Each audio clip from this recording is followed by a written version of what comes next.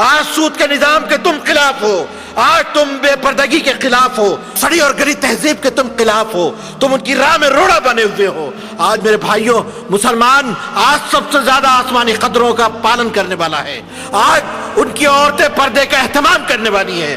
آج فرانس کی ساحلوں پہ سنبات لیتی ہوئی ادننگی عورتیں انہیں پسند ہیں، لیکن تمہارے چھپے ہوئے نقاب ڈالے ہوئے پردے انہیں پسند نہیں ہیں، اس لیے کہ تہذیب اثر کر رہی ہے، ان عورتوں کے اوپر اثر کر رہی ہے جو ساحلوں کے اوپر ننگی پڑی رہ کر سنبات لیتی ہیں، ان کے اوپر تہذیب کا اثر ہو رہا ہے جو نقاب و پردے کی حالت و اختیار کرتے ہیں۔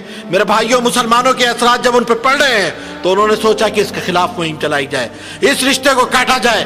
آخر یہ پردہ مسلمان کیوں کرتے ہیں؟ یہ شراب سے دوری کیوں ان کی ہے؟ یہ سود کے لین دین سے کیوں دور رہتے ہیں؟ یہ نبی صلی اللہ علیہ وسلم کی جو تعلیمات ہیں، اللہ اور اس کے رسول کی جو تعلیمات ہیں، مسلمانوں میں اس طرح پیوست ہے کہ آج بھی ایک اجنبی انسان کسی غیر شہر میں جاتا ہے تو ہوٹل میں سب سے پہلے معلوم کرنے کی کوشش کرتا ہے کہ یہاں حلال ملے گا یا حرام ملے گا۔ یہ نبی صلی اللہ علیہ وسلم کی ذات اور کی تعلیمات کا اثر ہے۔ آپ جو ہے انسانی سڑی اور گلی ہوئی تہذیب اور سیکس کی تہذیب کے خلاف ڈٹے ہوئے ایک محاذ ہو۔ میرے بھائیوں، اس رشتے کو کمزور کرنا چاہتے ہیں۔